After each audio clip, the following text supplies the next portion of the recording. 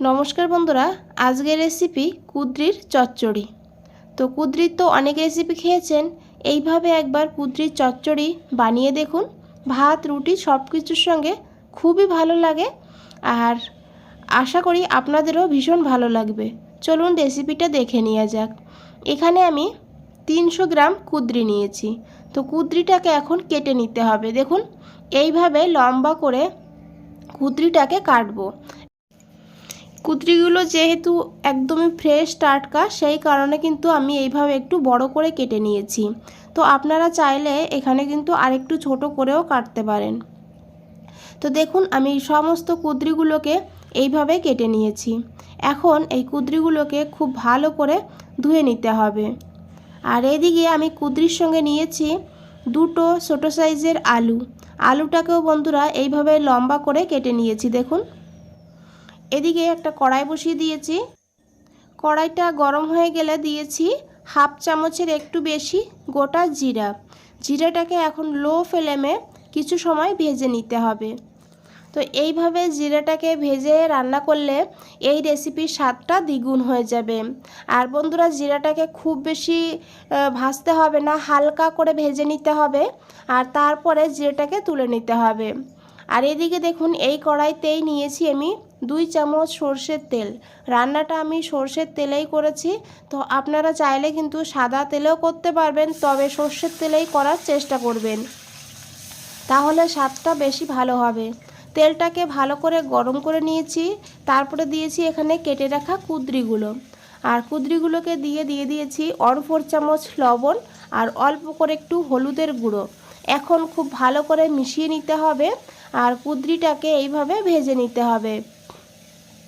তো কুঁদরিটাকে আমি ঢাকা দিয়ে ভাজবো, তাহলে খুব তাড়াতাড়ি ভাজা হবে আর সফটও হয়ে যাবে। তো দেখুন 2-3 মিনিটের জন্য ঢাকা দিয়ে দিয়েছিলাম, আর ঢাকনাটা খুলে এখন খুব ভালো করে মিশিয়ে নিতে হবে। আর বন্ধুরা দেখুন আগের থেকে কুঁদরিটা কিন্তু অনেকটা নরম হয়ে গিয়েছে। তো এইভাবেই ভালো করে কুঁদরিটাকে ভাজতে হবে।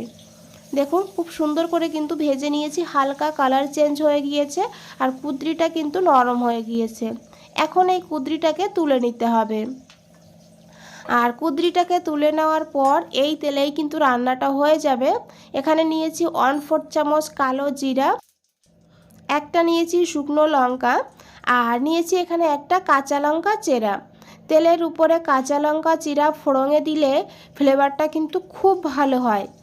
হালকা করে এই ফোড়নটাকে একটু ভেজে নেব।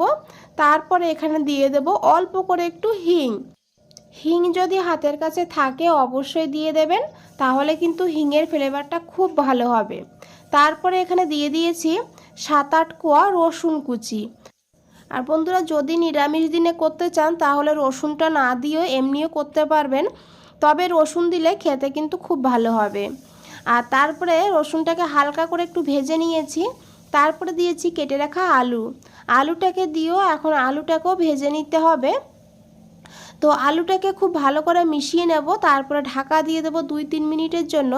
ঢাকা দিয়ে ভাজলে আলুটা কিন্তু খুব তাড়াতাড়ি সিদ্ধ হয়ে যাবে। আর এদিকে একটা মশলা করে নেব, তার জন্য এখানে নিয়েছি যে জিরেটা ভেজে রেখেছিলাম সেই জিরেটা কিন্তু ঠান্ডা হয়ে গিয়েছে, আর ঠান্ডা করার পরেই কিন্তু গুঁড়ো করতে হবে। মিক্সচার গ্রাইন্ডারে নিয়েছি, সঙ্গে নিয়েছি হাফ চামচ কালো সর্ষে, হাফ চামচ হলুদ সর্ষে। এখন জল না দিয়ে ঢাকা বন্ধ করে এইভাবে গুঁড়ো করে নিয়েছি। তারপরে দিয়েছি একটা কাঁচা লঙ্কা, আর দিয়েছি লবণ 1/4 চামচ। এখন জল না দিয়ে একদম মিহি করে পেস্ট করতে হবে। আর এখানে আপনারা ঝালের পরিমাণটা কিন্তু বাড়িয়েও দিতে পারেন, আপনাদের টেস্ট হিসাবে নিয়ে নেবেন। তো খুব মিহি করে একটা পেস্ট বানিয়ে নিতে হবে। এদিকে দেখুন আলুটাও কিন্তু বেশ ভালোভাবে ভাজা হয়ে গিয়েছে, একদম লাল হয়ে গিয়েছে। তো এইভাবেই আলুটাকে ভেজে নিতে হবে। তারপর দিয়ে দিয়েছি এখানে একটা টমেটো এইভাবে ছোট করে কেটে, দিয়ে দিয়েছি পরিমাণ মতন লবণ। তবে খেয়াল রাখতে হবে আমরা মশলা করার সময়ও লবণ দিয়েছি, আর কুঁদরিটা ভাজার সময়ও কিন্তু লবণ দিয়েছি, সেই বুঝে কিন্তু লবণটা দিতে হবে। তারপরে দিয়েছি হাফ চামচ হলুদের গুঁড়ো, 1/4 চামচ দিয়েছি এখানে কাশ্মীরি লঙ্কার গুঁড়ো, কালারটা ভালো হবে সেই কারণে, আর 1/4 চামচ দিয়েছি লাল লঙ্কার গুঁড়ো। তো আপনারা চাইলে শুধু কাঁচা লঙ্কা দিয়েও কিন্তু এই রেসিপিটা করতে পারেন। এখন খুব ভালো করে মশলাটাকে লো ফ্লেম করে 2-3 মিনিট কষিয়ে নিতে হবে। লো ফ্লেমে কষালে তাহলে কিন্তু মশলাটার পুড়ে যাওয়ার ভয় থাকবে না। তো মশলাটাকে কষিয়ে নেওয়ার পর দিয়ে দিয়েছি এখানে বেটে রাখা মশলাটা, আর চালটা ধুয়ে অল্প করে জলও অ্যাড করে দিয়েছি। এখন আরও 2-3 মিনিট এইভাবে মশলাটাকে কষিয়ে নিতে হবে। এই মশলাটা খুব বেশি কষানোর দরকার নেই, 2-3 মিনিট কষিয়ে নিলেই হবে। তো দেখুন এদিকে খুব ভালো করে আমি মশলাটাকে কষিয়ে নিয়েছি বন্ধুরা। তো এইভাবেই কিন্তু মশলাটাকে কষিয়ে নেবেন। তারপরে এখানে দিয়ে দিয়েছি ভেজে রাখা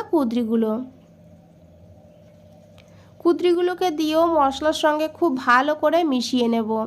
আর এইভাবে মিশিয়ে নেওয়ার পর এখন ঢাকা দিয়ে দেব 2 মিনিটের জন্য লো ফ্লেম করে। বন্ধুরা রেসিপিটা ভালো লাগলে অবশ্যই একটা লাইক করে দেবেন, আর শেয়ার করে দেবেন, আর কমেন্ট করে অবশ্যই জানাবেন আপনাদের কেমন লেগেছে। তো দেখুন 2 মিনিট পর আমি ঢাকনাটা খুলে নিয়েছি। এখন খুব ভালো করে একবার মিশিয়ে নেব। আর মশলা থেকে কিন্তু তেলও ছেড়ে দিয়েছে।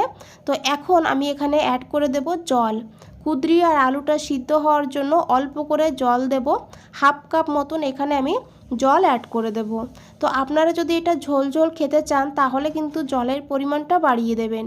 আর তারপরে 4-5 মিনিট জাল করে নিলেই কিন্তু এটা কুঁদরির তরকারি হয়ে যাবে। আমি যেহেতু কুঁদরির চচ্চড়ি করব তাই জলের পরিমাণটা কম দিয়েছি। খুব ভালো করে মিশিয়ে নিয়েছি। তারপরে 5 মিনিট রান্না করেছি লো টু হাই ফ্লেমে। 5 মিনিট পর ঢাকনাটা খুলে নিয়েছি। এখন খুব ভালো করে একবার মিশিয়ে নেব। আর দেখুন এখানে কুঁদরি আলু খুব ভালোভাবে কিন্তু সিদ্ধ হয়ে গিয়েছে। আর এখন এখানে দিয়ে দেবো কয়েক দানা চিনি, টেস্টটাকে ব্যালেন্স করার জন্য। তো ভালো লাগলে দেবেন, ভালো না লাগলে না দিলেও হবে। দিয়েছি 1 চামচ সর্ষের তেল, একটু ধনেপাতা কুচি। এখন খুব ভালো করে মিশিয়ে নেব। 15 সেকেন্ড মতন জাল করে নেব। তারপরে গ্যাসের ফ্লেমটা অফ করে দেব। আর তারপরে ঢাকা দিয়ে আরও 2-3 মিনিট স্ট্যান্ডিং টাইমে রেখে দেব। তো দেখুন বন্ধুরা কতটা লোভনীয় লাগছে, আশা করি দেখে বুঝতেই পেরেছেন।